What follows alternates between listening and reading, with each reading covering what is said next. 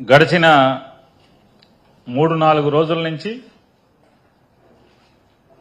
Telugu Desam party వారు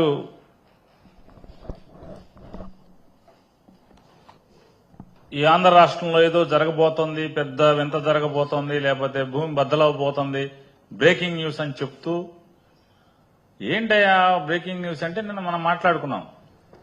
షర్మిల గారు తన అన్న అయినటువంటి జగన్మోహన్ రెడ్డి గారికి వారి ఆస్తుల పంపకం గురించి రాసినటువంటి ఉత్తరం ఈ రాష్ట్రంలో పెద్ద సంచలనం, బిగ్ బ్రేకింగ్ అని చెప్పని తెలుగుదేశం పార్టీ వారు విపరీతమైన అడావుడి చేశారు, ఆత్రపడ్డారు,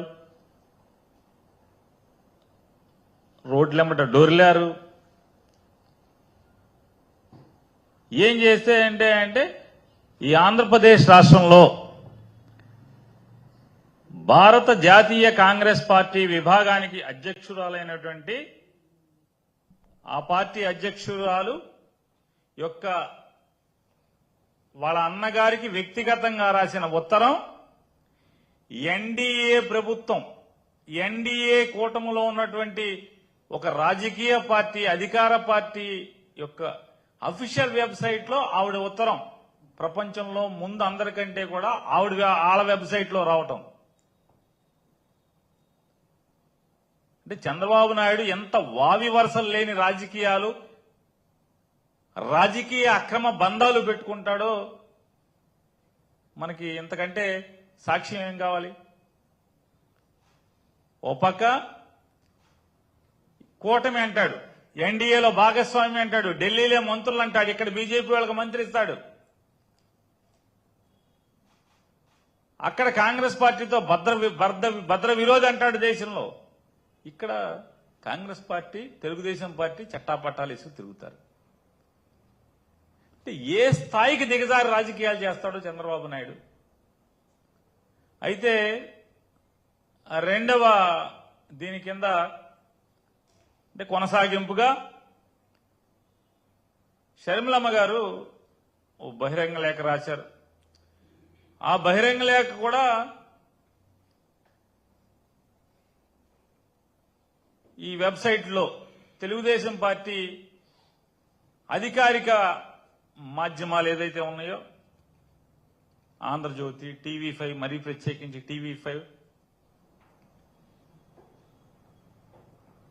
ఆయన ఎదువరకు కన్నా బాగా ఉత్సుకుతూ ఉన్నాడు.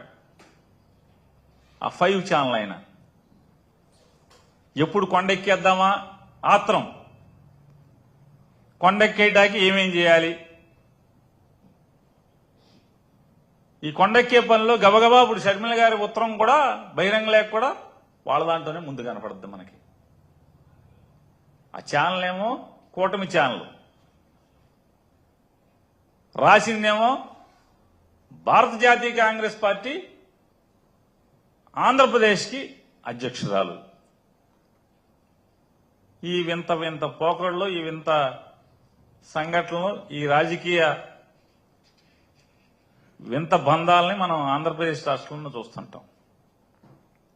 ఆ లెటర్లో ఆవిడ వాళ్ళు రాస్తూ షర్మిలమ్మ గారు, వైఎస్ఆర్ గారు బతికొండంగా స్థాపించిన అన్ని కుటుంబ వ్యాపారాల్లో 4 గ్రాండ్ చిల్డ్రన్ కి సమాన వాటా ఉండాలి. రాజశేఖర రెడ్డి గారు స్థాపించిన కుటుంబ వ్యాపారాలన్నీ అంటే ఆయన జీవించున్నప్పుడు ఆ ఇంట్లో ఎవరు మొదలుపెట్టినా అన్ని కూడా కుటుంబ వ్యాపారాలే. జగన్మోహన్ రెడ్డి గారు సొంతం కాదు, కేవలం జగన్మోహన్ రెడ్డి గారు ఆ వ్యాపారాలకి గార్డియన్ మాత్రమే అని చెప్పి వారు ఉటంకించారు. ఎస్, వారు ఉటంకిస్తే, వారు ఉటంకించినట్టుగా వాస్తవమే అయితే,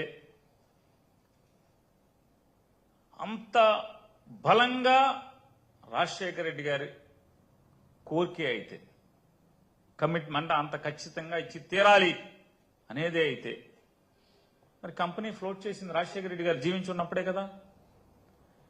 భారతీయ సిమెంట్స్ పేరు పెట్టేప్పుడు కూడా షర్మిలా సిమెంట్స్ అనే పెడతామో, లేకపోతే భారతీయ షర్మిలా సిమెంట్స్ అనో ఏదో ఒకటి పెట్టాలి కదా. భారతీయ సిమెంట్స్ అని పేరు, కంపెనీలో డైరెక్టర్లు ఎవరు?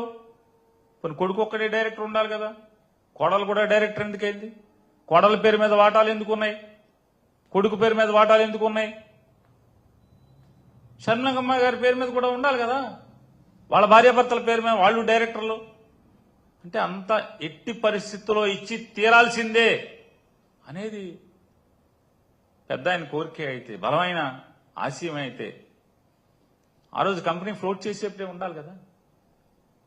మరి ఇందులో అప్పుడు ఎందుకు లేరు? ఎవరు ఎందుకు లేరు? ఇది జగన్ గారి స్వార్జితం కాదు, ఊరికే కాపలాదారుడు. మోడీ గారు చెప్తారు కదా, దేశాన్ని నేను కాపలాదారుని. అట్టాగే జగన్ గారు మీ ఉద్దేశం ప్రకారం ఈ కంపెనీలు కాపలాదారుడే అయితే మరి మీ పేర్లు ఉండాలి కదా. మీరు మేజర్లు కదా, పోనీ మీరు మైనర్లు కాదు.